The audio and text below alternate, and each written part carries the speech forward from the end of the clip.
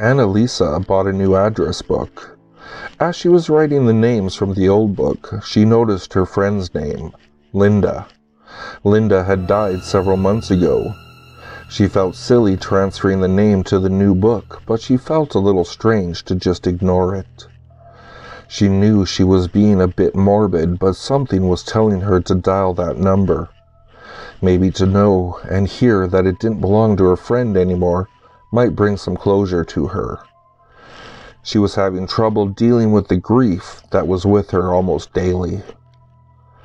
Much to her shock, Linda answered. Taken aback, she stuttered the beginning of a conversation. In no time, they were talking like the old friends they were. The last several months were especially hard for Annalisa. In addition to losing Linda, her fiancé left her. So she used the opportunity to pour her heart out to Linda. In doing so, the bitterness and hurt she felt lifted from her soul. Linda asked why Annalisa hadn't called her in so long. "Why hasn't Bruce called?" Linda cried. "He promised to always be there for me." Bruce was the driver of the car that took Linda's life. He was driving her home after her bridal shower, and the shower gifts were packed not only in the trunk, but high in the back seat, blocking the back windows. They were to be married in just 3 short weeks. Bruce was injured in the accident and had been in a deep coma since that day. He knew nothing about Linda's death. Annalisa was thrown off guard. "How do you answer such a question?" Linda continued. "Why haven't you called all these long months? Why hasn't Bruce called?" She asked this over and over again. Not knowing what else to say, she gasped, "Because you died." Annalisa heard no reply. All she heard was the dial tone. Her heart was pounding in her ears as she hurriedly dialed the number again. There was no answer.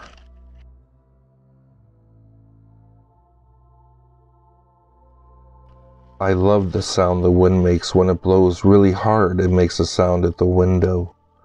It's the distinctive sound of the windows rattling as heavy gusts of wind blows against your house at night.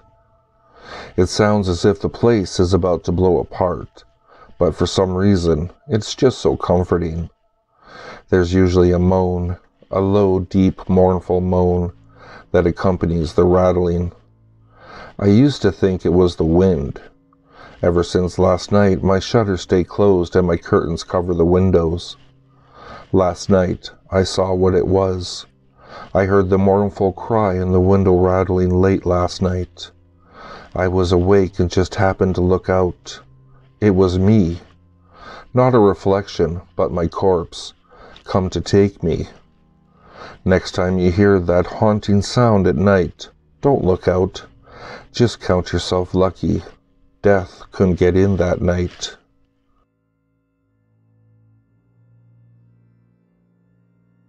You wake up after a wild night of partying to find that while you were wasted, for some reason you had a crude smiley face tattooed on your foot. You write it off as a lesson to never drink that much again. The next time you wake, however, you discover the face is now on your ankle and it's not as crudely drawn. The day after that, it's on your lower leg and is starting to look more like a drawing of a real face. As it continues to move up and become more realistic looking, you wonder what happens when it reaches your own face.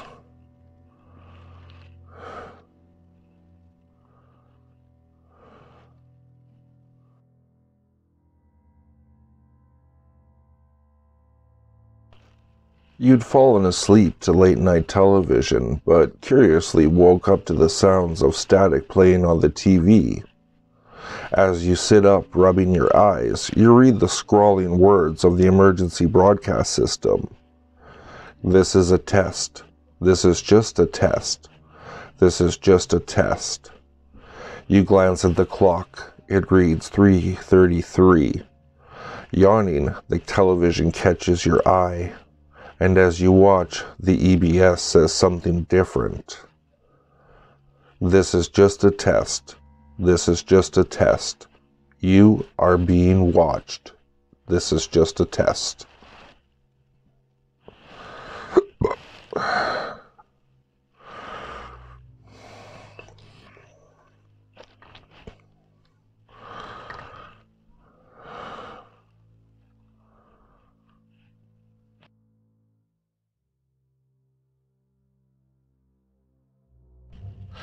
It is estimated that at any given moment, somewhere between 5 and 10% of what is in your field of sight is shadow, darkness, isolation, the unknown. Imagine how it would be to live in these stagnated, dreary parts, in that crevice between the bookshelf and the wall, that gap between the wardrobe and the floor. To live surrounded by crushing, overwhelming sense of darkness and nothingness. To know that this is your place, and always will be. To be left alone, unable to escape. No companionship but your blackest thoughts. Would the darkness consume you? Or would you search for a way out? To somehow live in the brightness. No wonder when I lie in bed awake at night, the house begins to creak and starts to come to life. No wonder that in this dark time I feel the presence of eyes scouring over me. No wonder we hear so many stories of those who die in their sleep. For in this time, the unknown rules over all, and I don't think the light of your monitor is enough to keep away that thing that just moved by your right foot.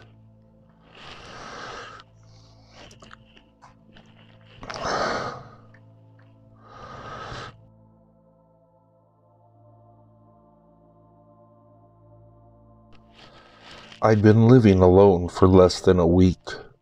I got me some Chinese takeout and was eating in front of the TV. I finished my meal and cracked open the fortune cookie. It read, "You will have a visitor tonight. Lock your door." There were no visitors that night, but the memory still haunts me.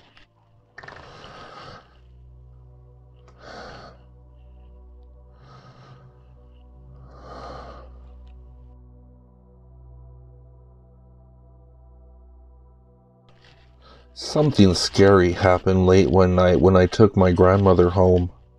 After dropping her off, I was ready to pull out of the driveway and had to wait for a car to pass by, but suddenly it disappeared. I got scared, so I wanted to go inside of my grandmother's house. When I was turning off my headlights, I saw a man standing right in front of my car, staring at me. When he put his hand on the hood, it passed right through. He then disappeared, and I freaked out and locked all the doors. I wanted to go home, but the car wouldn't start and I was too scared to get out. I called my brother and told him what I saw, but he started making fun of me, so I called my mom. She called my man with a tow truck and came with him. The next day I went to the mechanic and asked him what was wrong with my car.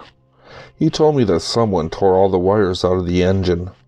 Since then, I never drive alone at night. This happened about 4 years ago, and it still scares me to this day.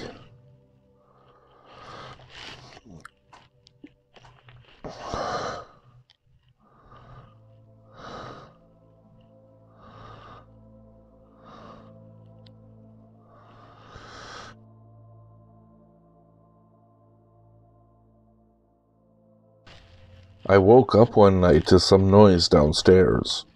The Xbox was on, and the Kinect was moving up and down every so often like it does when you set it up. I turned it off and went back to bed. The next morning I booted up the Xbox and the TV and started Kinect Adventures. Several pics were taken last night of in-game action, but no one was in the pictures.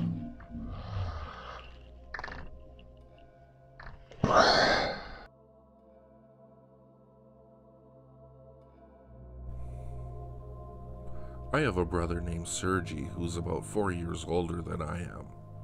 We live with our parents in a small apartment on the outskirts of the city. There's not a lot of space, so my brother and I have to share a room. We have bunk beds. I sleep on the bottom bunk and my brother sleeps on the top. One night, my parents went to visit our relatives who lived in the country. I stayed out late with my friends. When I got home, it was already past midnight. I didn't want to wake my brother, so I didn't turn on the light. I just undressed in the hallway and went into our room. As I was getting into bed, I heard my brother groan and ask for a drink of water. I went down to the kitchen, filled up a glass with water. When I returned to our bedroom, I sat down on the bottom bunk, took a couple sips, then handed the glass to my brother. He took it from my hand.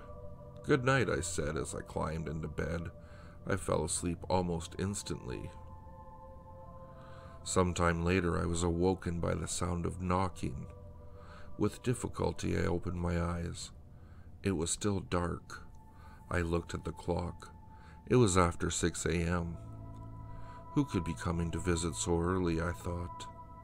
I yawned, pulled myself out of bed, and went to open the door. There stood my brother. "Where were you?" I asked. "I stayed the night at my girlfriend's place," he replied. Suddenly, I understood the meaning of his words. "You didn't come home last night?" I asked. "No," my brother said. With a pounding heart, I walked back to the bedroom and turned on the light. The top bunk was empty, and beside the pillow, there was an empty glass.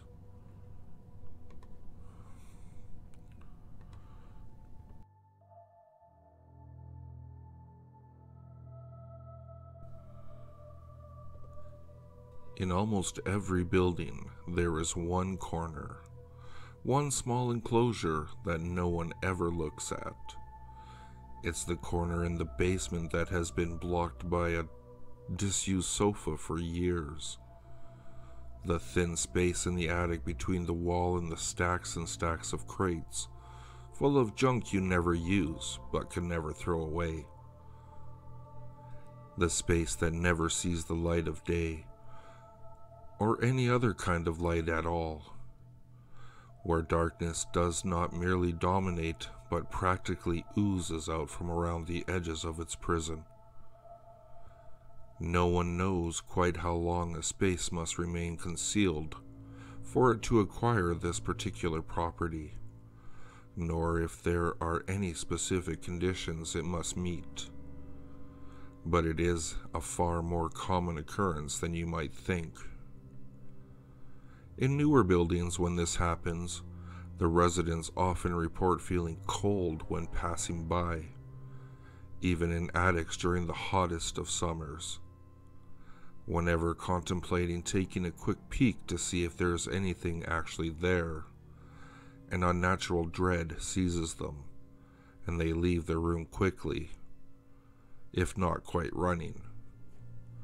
Once left behind, the feeling passes, and it is quickly forgotten or laughed off. What actually happens in these forgotten sanctuaries of the dark? It is impossible to tell, for while many such corners have been exposed to reveal absolutely nothing, some brave souls have lost their sanity through nothing more than an ill-timed glance. The safest thing to do when encountered with such a phenomenon: close your eyes, rip away the areas covering in a single motion, then keep a tight hold on what you've pulled away. No matter what you hear or feel, do not get up, do not look around, and do not try to cover your ears. You might be one of the lucky ones.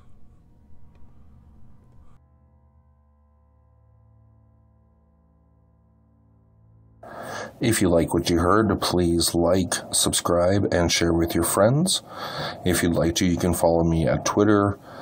The handle is @FuzzyPantaloons, and I'll see you all next time.